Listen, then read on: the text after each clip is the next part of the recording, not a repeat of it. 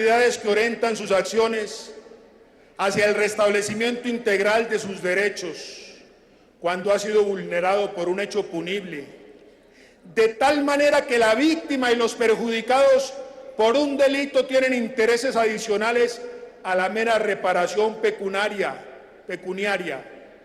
Algunos de sus intereses han sido protegidos por la Constitución y se traducen en 3 derechos relevantes para analizar la norma demandada en el presente proceso. 1.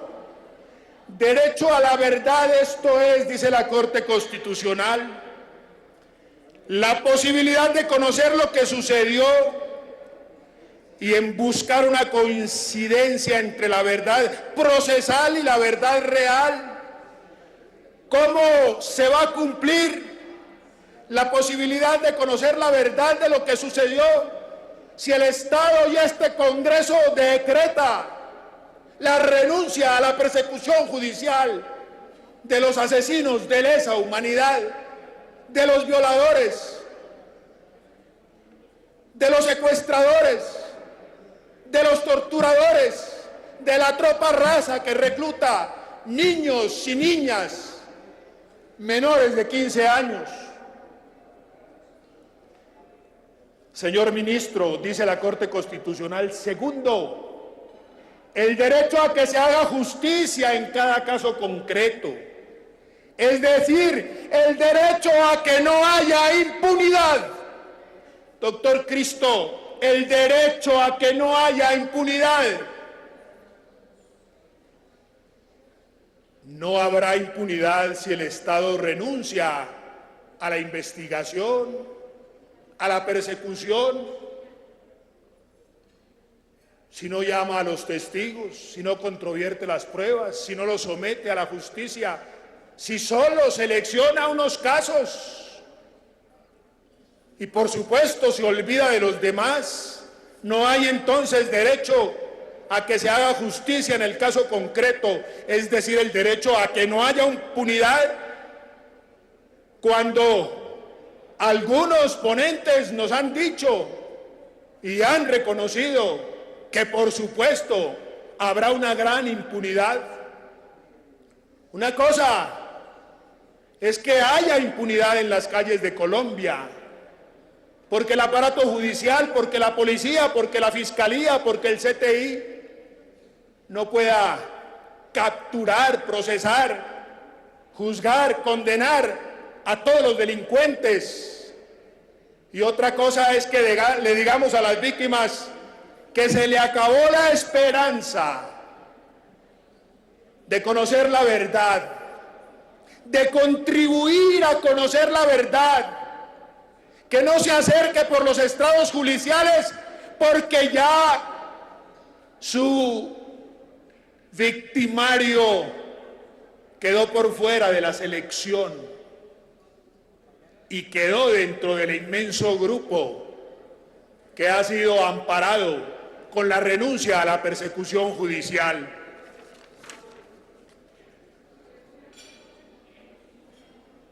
El derecho a la reparación del daño. ¿Quién va a reparar el daño si ese victimario está por fuera de la ley? Lo que el Congreso va a decretar hoy aquí, lo que se nos propone, honorables senadoras y senadores, yo no sé, espero que no, si con el patrocinio del gobierno nacional, que no firmó el acto, lo firmó el senador Barreras y otros.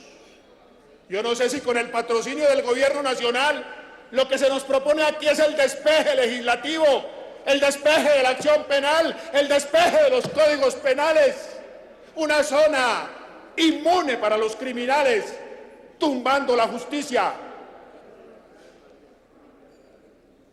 Posteriormente, en la sentencia de la Corte Constitucional de Colombia, C-580 del 2002, dice: la Corte estableció que el derecho de las víctimas del delito de desaparición forzada de personas y la necesidad de garantizar los derechos a la verdad y a la justicia permitían que el legislador estableciera la imprescriptibilidad de la acción penal. Aquí el legislador no va a decretar la imprescriptibilidad de la acción penal. Senadora Daira Galvis, usted que es eminente jurista lo sabe. Aquí lo que vamos a decretar es que no haya acción penal. Y sigue la Corte. Durante los procesos de transición hacia la paz, como el que se adelanta y se han adelantado en Colombia, a las víctimas les asisten 3 categorías de derechos. El derecho a saber. ¿Qué derecho a saber? Si el criminal no fue seleccionado. El derecho a la justicia. ¿Cuál justicia? Si el Congreso decreta la renuncia a la acción de la justicia. El derecho a la reparación. ¿Cuál reparación? Si no hay investigación, ni hay condena, ni hay victimario. El derecho a saber es imprescriptible e implica la posibilidad de conocer la verdad acerca de las circunstancias en que se cometieron las violaciones y en caso de fallecimiento o desaparición, acerca de la suerte que corrió las víctimas. Yo me imagino que ustedes leyeron El Tiempo de esta semana, 100 víctimas en una fosa. Y el que delata la fosa dice que hay 100 fosas más de esas. Y los cómplices, los encubridores, los homicidas o los enterradores, ¿usted cree que son los que van a ser seleccionados, señor ministro? No, van a ser aquellos a los que en este acto legislativo se les decrete la renuncia a la acción judicial, complementada por una ley estatutaria en la que el Congreso, como la Constituyente, estará a merced de las presiones de los secuestradores, de los homicidas, de los asesinos. ¿O no se acuerda el Congreso los secuestros que sucedieron durante la época de la Constituyente y llevaron a que el Estado capitulara frente a las pretensiones de Pablo Escobar?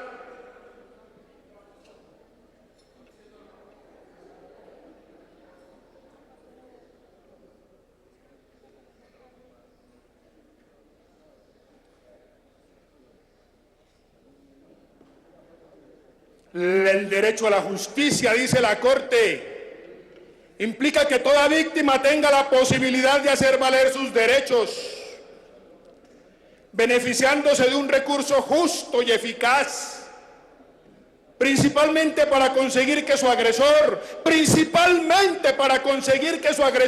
sea juzgado. Señor ministro del Interior, yo no sé por qué no está aquí el ministro de Justicia, que debía estar para que controvierta lo que estamos diciendo aquí, especialmente lo que le dijo el señor Vivanco, que no ha sido de mis afectos, pero debo confesar que estoy absolutamente de acuerdo con lo que escribió. El derecho a la justicia corresponde al derecho a la justicia, corresponde el deber estatal de investigar las violaciones, no de renunciar a investigarlas. Señores congresistas, perseguir a sus autores, no de no seleccionarlos, honorables senadoras y senadores.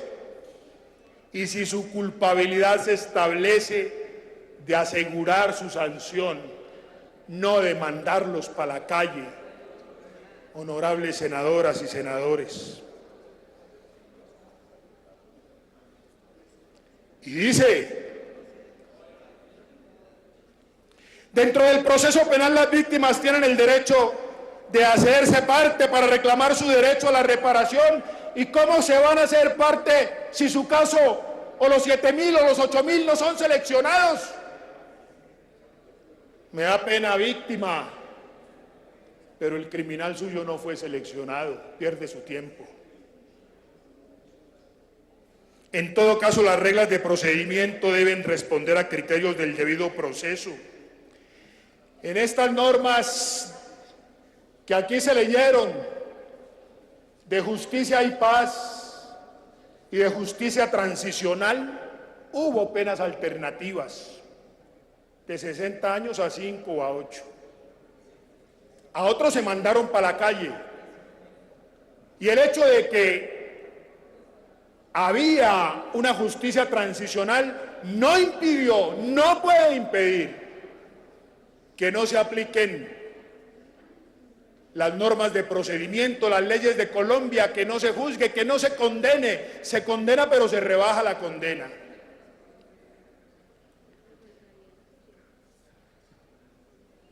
De modo que no es cierto que porque hay derecho transicional no puede haber justicia ordinaria. ¿Y qué tal al aparato gigantesco de la Fiscalía General de la Nación?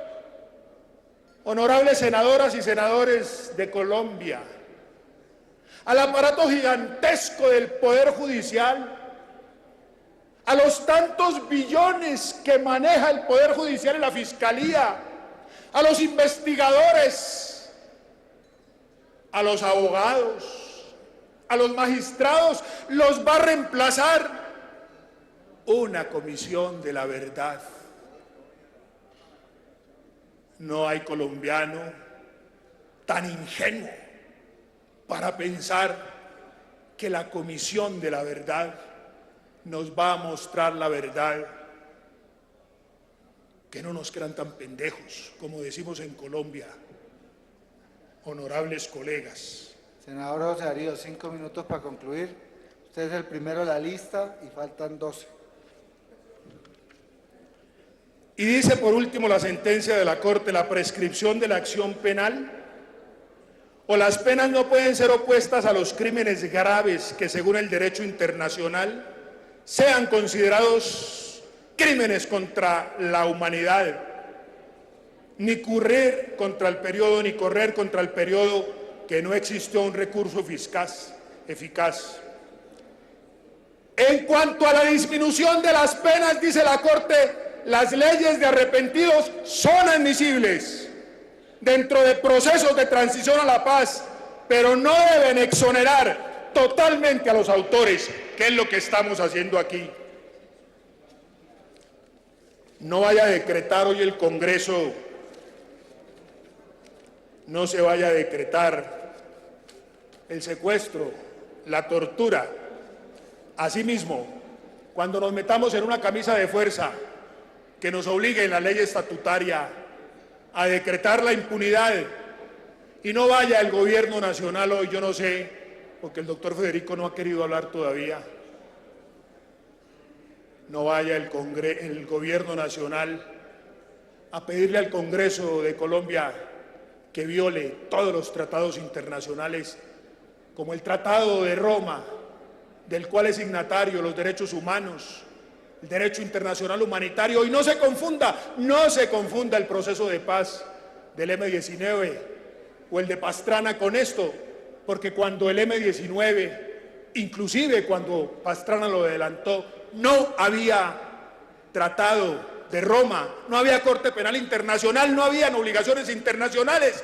Es como si mañana este Congreso vota aranceles para los productos de Estados Unidos como lo hacía hace un año. Pues no puede, porque hay un tratado de libre comercio que hay que respetar.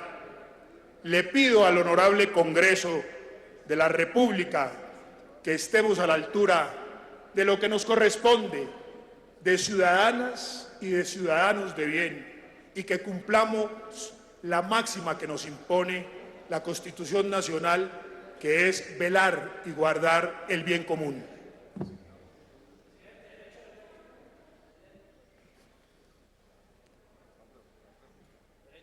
Pero réplica, tiene réplica, pero entonces corta, senador Guizar, porque quedan 12 personas. Sonido tan corta como la intervención del senador Salazar. No, muy brevemente, ¿verdad, presidente? Yo sé que hay una lista larga de oradores y la respeto. El derecho de réplica es simplemente para expresar que me han conmovido las palabras del senador Salazar. Me han impactado de una manera